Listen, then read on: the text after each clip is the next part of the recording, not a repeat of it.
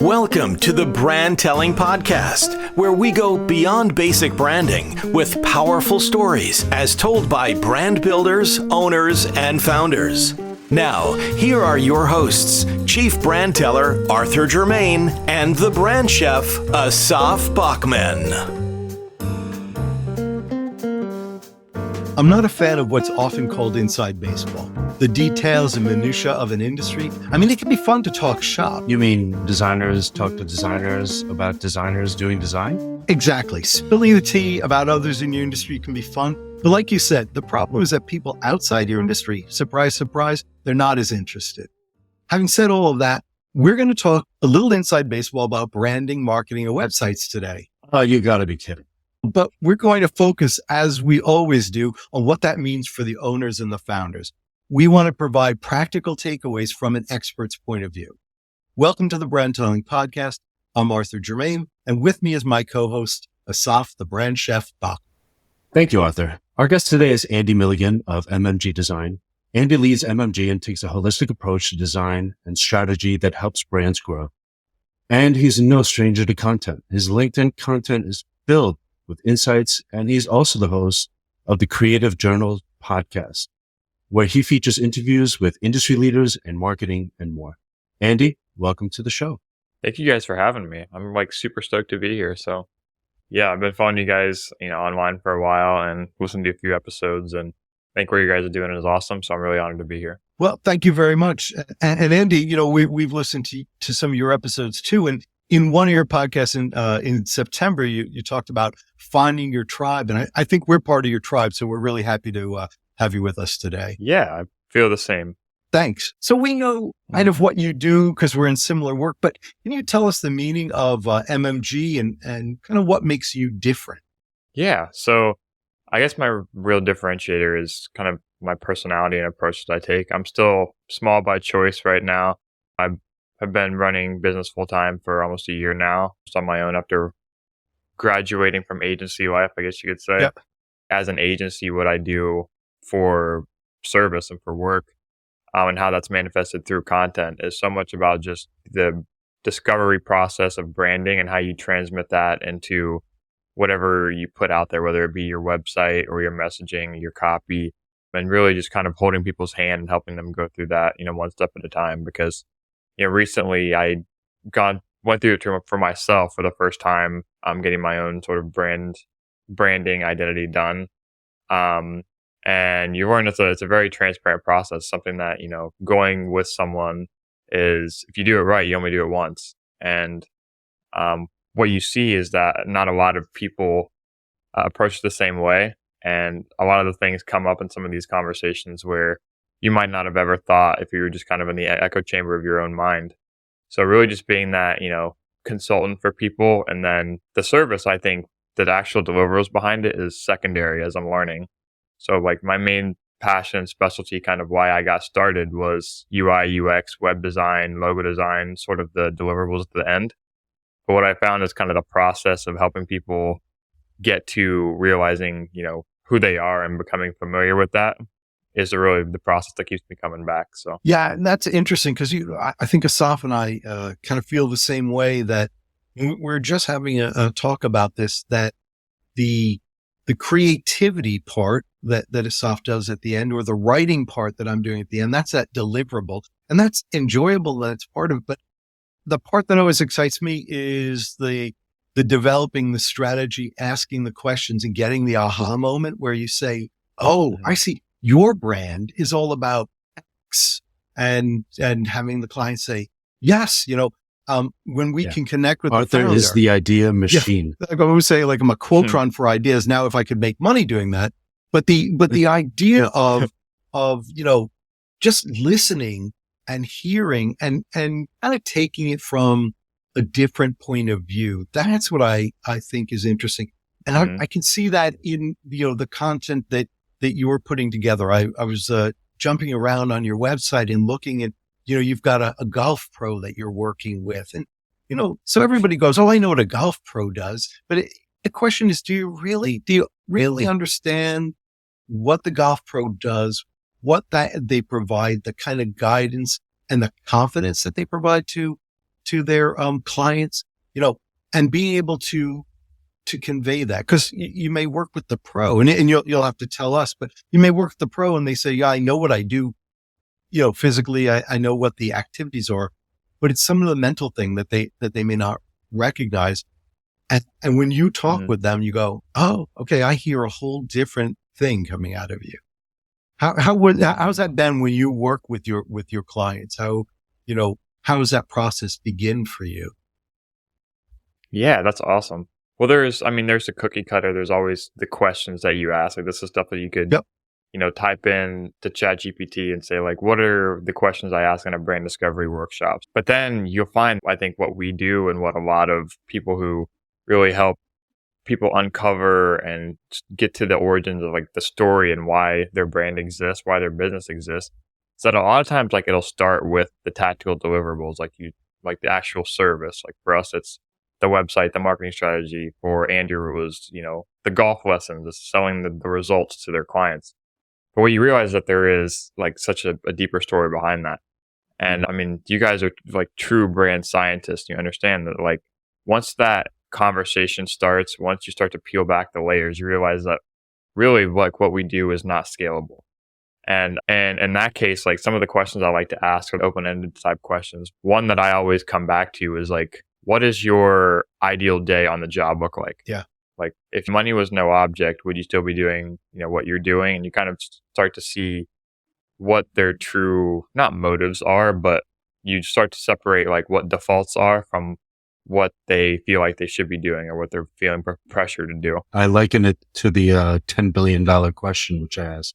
So I usually start them off with, if you had 10 billion in your account today, what would you be doing tomorrow when money is not a problem? And, a lot of times you get the deer in headlights look, and they really don't know how to answer that question.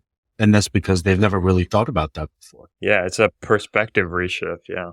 That's right. That perspective reshift is huge. Years ago, I worked with a technology security firm. They were doing kind of, antivirus and things like that. And I asked the CEO, I said, so why do you do this? And he says, for the money. I said, come on. Everybody does this for the money. Why do you do this?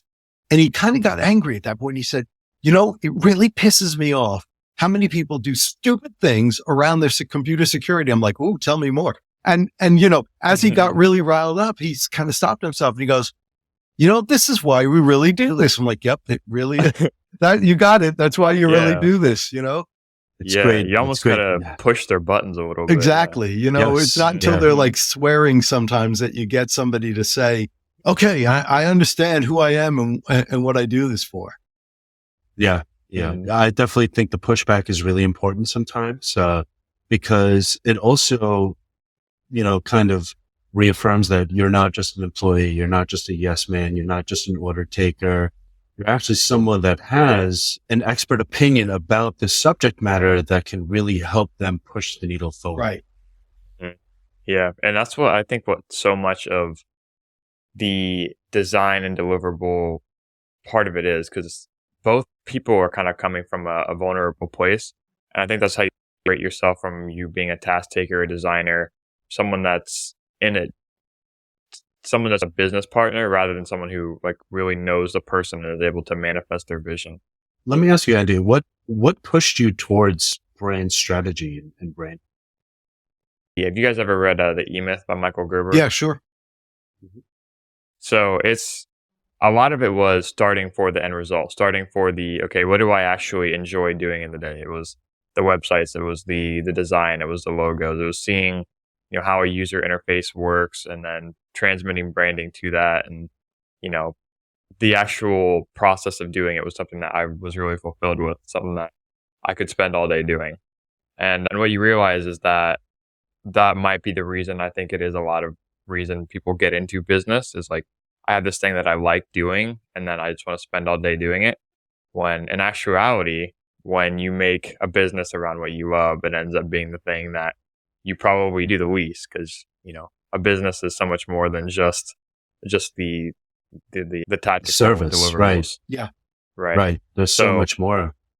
I would say that's what got me into it for sure. But then you start to make relationships, and you start to see like how the work you do actually makes that. And this sounds very stereotypical, but the moment you see that aha moment, like Arthur was talking about, like putting someone's intent, like putting someone's vision, something they couldn't quite put words to, into like a tangible product, like a wireframe or like a logo draft, even just the smaller like stepping stones to get there, like the colors or just something that they really resonate with, is kind of seeing like that shift in their perspective of how they thought of their own business, because they're just in their, and we all are to some extent, echo chamber of our own minds. Yeah.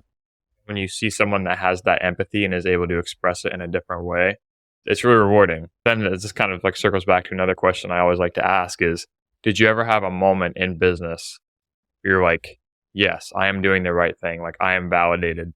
And for the golf coach, it was the first time he taught a kid and he hit the ball off the ground after topping a bunch of balls. And it varies based on industry. And that's what's so rewarding about it. You can always come back to it because there's always a different answer to that question. I bet that feeling for you was the first time you saw one of your logos designed out in the public. Yeah, it's exactly. Yeah. And like, I remember like night and day, like just seeing it on a shirt, seeing it being manifested, like that literally started as like an idea in your mind. And then seeing that process of it actually being realized is just something that you can't match. And I think that's what keeps us coming back to this labor of love over and over. Yeah. Well, we're going to talk a little bit more about that in just a moment. Hey there, if you're like most business owners or founders, you may find that after time, your brand has undergone some type of change. Maybe you've launched a new product, a new service, or a new location, or perhaps you've acquired some new talent or capability. And now your team is struggling to communicate what makes your brand different and what sets you apart as the right choice.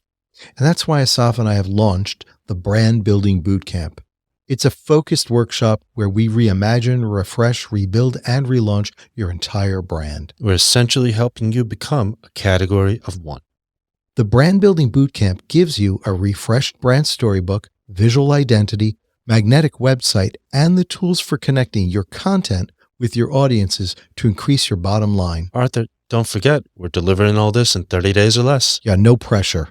Well, we're limiting the boot camp to only a few clients each month. So if you're interested, let us know. Yeah, if this sounds interesting, you can learn more at thebrandbuildingbootcamp.com and schedule a no-obligation brand chat with me and Asaf. And now, let's get back to our podcast. Okay, so we're back now, and our guest is Andy Milligan from MMG Design.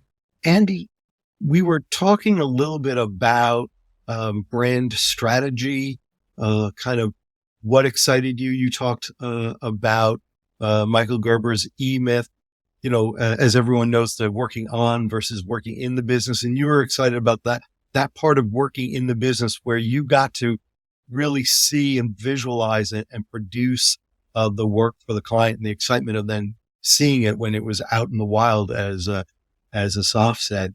Tell me a little bit about kind of your cast of characters, which I refer to as could be the partners that you work with or the customers that you've worked with. How have they changed over time as you've changed your own brand? I heard someone else kind of say this analogy is like you kind of build your board of directors kind of as you go throughout your career. And something that really comes to mind when you say that is just like the vulnerable process of putting yourself out there, whether it's in creative, or just like finding your own voice in business. You start to attract different people. Sure. And part of that is the iterative process of just getting to know yourself better. Because I think with anything we do, like you're just such a fish in water to the stuff that you make. And sometimes even just things come off so much more differently than you could have projected beforehand. So that's why having a tribe, a board of directors, a cast of characters is so important. Because those people are going to give you a much more accurate representation of yourself than, you ever could.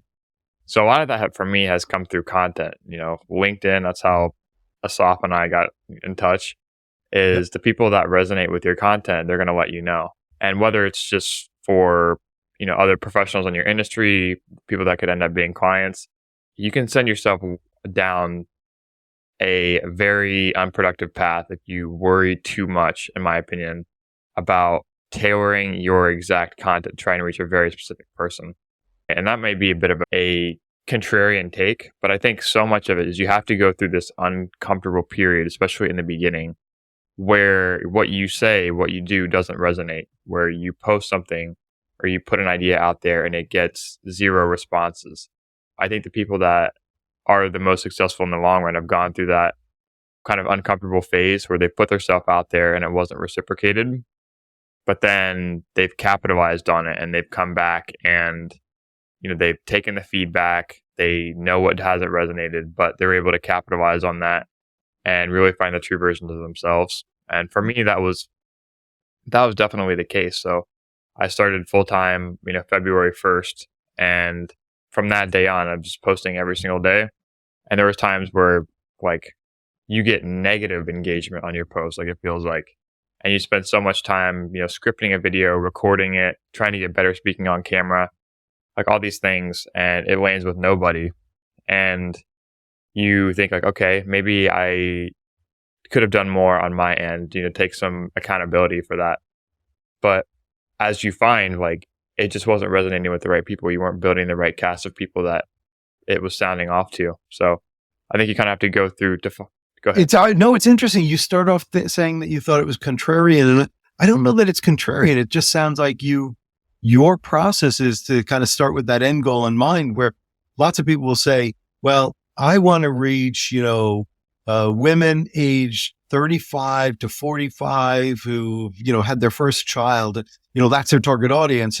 And what kind of content do those women need? You're, putting it together. And you've said, well, I want to see who I'm attracting to me. I've got a point of view and a magnet I'm building. I want to see who sticks. And so you're putting it out there and you're changing it and seeing who sticks. And so I think that's interesting. And that's, how you connected with a soft stuck. He said, okay, this is some content that I enjoy. The Creatives podcast, for example, I think, you've got some content for creatives that you're putting together there. It was the slick design, I think, for me. That's what did it for me. Not a spicy design, but a slick design. So, when we think about that, Andy, who is the customer that you're serving? Who has that become for you? Mm-hmm. Yeah, I mean, from a business standpoint, it's become mostly founders and ironically people that are more closer to my age. So young, innovative, business growth minded startup founders have been the majority of my clients thus far. And not everyone, when you talk about target market demographics, stuff like that, not everyone fits into a demographic box or like a pretty defined label as that. And I think like from a marketing standpoint, I think there's lessons to be taken from knowing who you are and putting out a genuine version of yourself. And then whatever comes back is accurate. Yeah, and I agree. And it's funny. I was in a business meeting earlier and the person who was leading the chat said something about, financial planners. And he said, it'd be great if the people who you wanted, just had a label across their forehead that said high net worth individual. And you go, oh, you're a potential client, but people don't walk around with that on their foreheads. And I think that the mistake in there is that not every financial planner is looking for somebody who's that older, over 50, high net worth individual. There are some who might be looking for the younger, 25, 26-year-old, working in my first real job in corporate and trying to figure out what the heck to do with a 401k.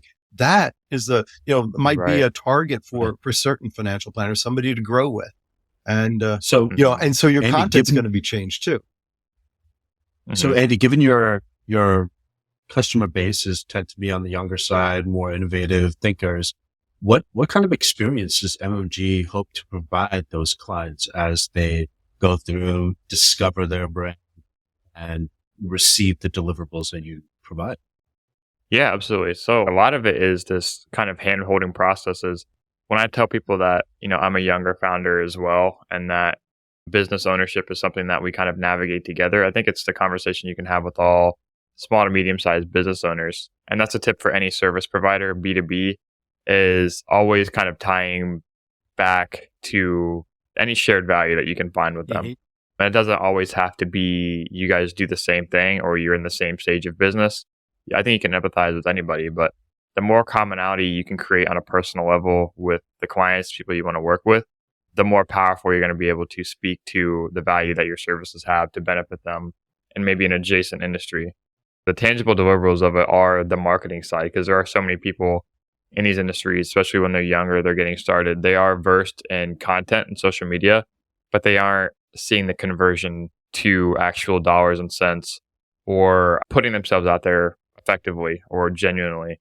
And when it comes to websites and branding, they've been doing that thing. They've been just putting themselves out there and they've got the feedback, but they don't know really how to take action on that. And I think that a big thing that's lost in kind of what I've been able to help people navigate is the translation from social media, which is an unowned audience, to a more owned platform where they can kind of tailor the sales message and really put their own brand into something like a website that has a more custom interface so they can control the experience a little bit better. And it has a conversion built into the back end of it. So that's kind of where I've found myself serving people the best, is translating their already existing ideas that they've put out into the ether of social media, and then translating that, into something they can control a little bit better. Yeah, people talk about building better mousetraps. You're building better magnets. You're building a website that really attracts the right customers and pulls them off of social media. I like the difference you talk about, and I think that's a great point about the difference between your owned kind of a landing and your borrowed landing when you're on social media. And an analogy I made on that seemed to resonate pretty well is we all spend so much time making content, and that is how people perceive us. It's our daily reminder in our feeds of what this person is. And so many people, especially when it comes to a website, is that they'll send people to something that's templatized or something that's not as customizable. It's not you speaking directly to a camera or controlling the creative output as much. So the analogy I made was it's like promising, it's like little Ralphie on Christmas morning. He's expecting his Red Ryder BB gun. That's, their customers engaging with your content. And then they end up getting, the bunny suit. And when they send them to your website, it's a totally different experience for them. Yeah. Ease that friction process a little bit when making sure you're consistent and that brand voice is unified. No matter where people find you, you're putting your best foot forward. I think that's a superpower, and it sets people apart. Yeah. I was going to say it's a liken really just to a brick and mortar store. Imagine going and buying a brick and mortar store to open up your bakery, and the builder just says, "Here's your bakery. You have no options. This is just it. I built it the way I want it." Right. Mm-hmm. Yeah. So what's your long-term vision for your brand?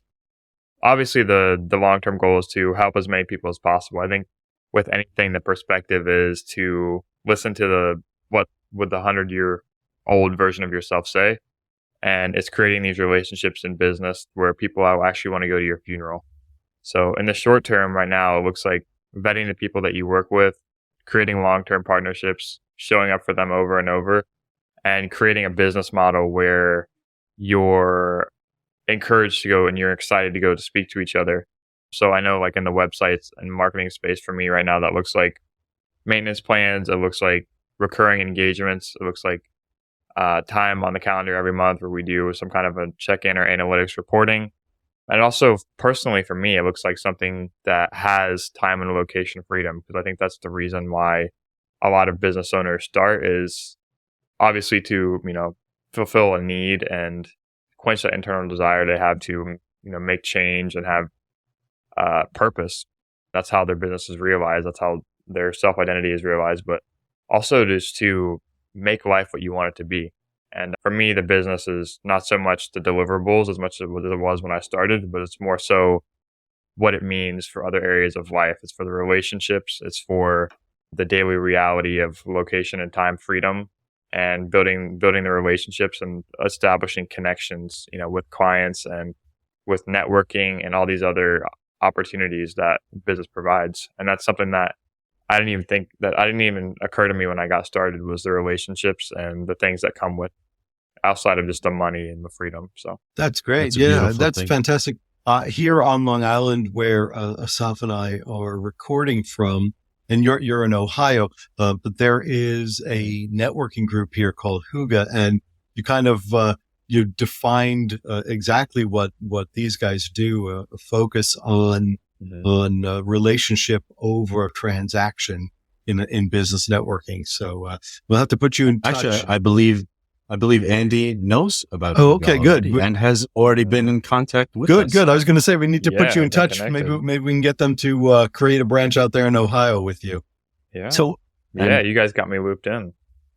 So, Andy, everything you said has been wonderful, but our audience is here for one question and one question. So, what is the spiciest client story you have for us? Yeah, I know you were just chomping at the bit to answer this one, so I put it in that questionnaire. But I'll give the spicy version because that's what I'm here for. But so one of my first, I would say, first biggest freelance client, like this is the one where I was like, okay, like I'm not just someone that's putting, content out there in the ether. Like this is real now.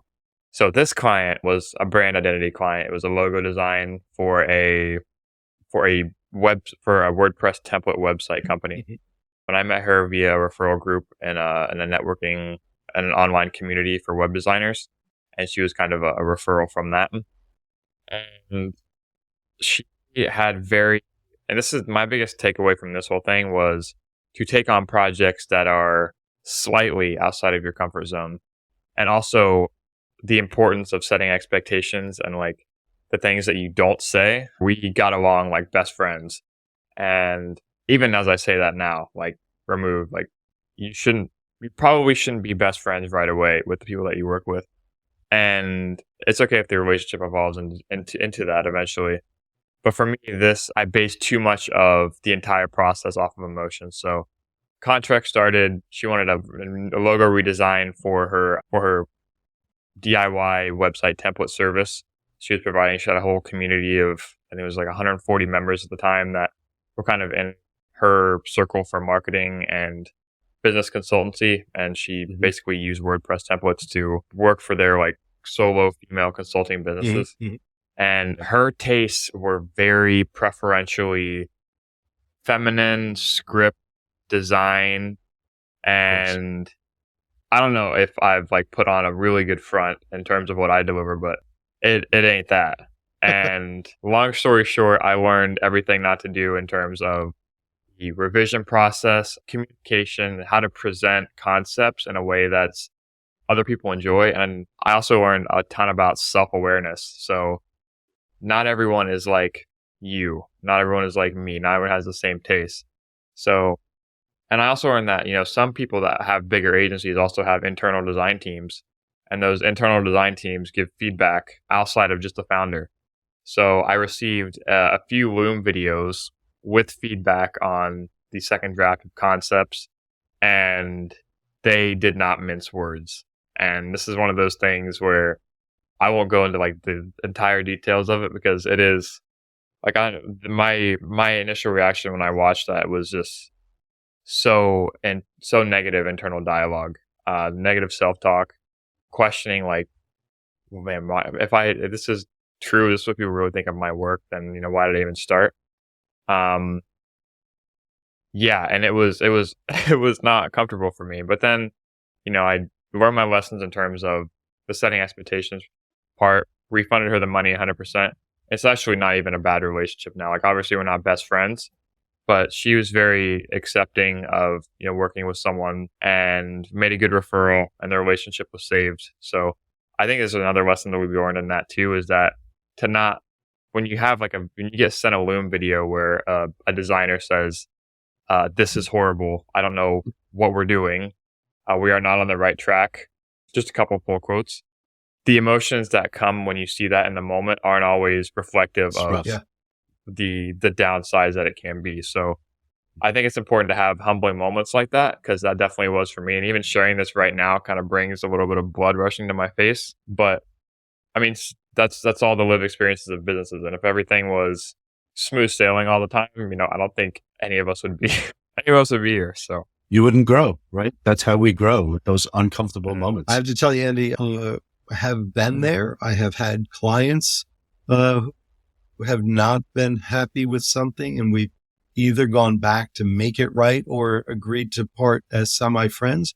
I have the same with partners, people who doing some work for me or collaborating with me where we have differing visions. And I think that's all part of the process. You mean all my stuff looks great? Yes, all your stuff looks great. I didn't mean to throw any Present company aspersions there. excluded, yeah. I think it's all part of the process, but I know the kind of the flushed face feeling of of having somebody sit there when you show them something and there's just silence in the room and you're like, oh, okay, this didn't go right. Yeah. But Dude, that I'm not makes you gonna lie. stronger, I would have killed for silence on that Loom video, but it's not what I got.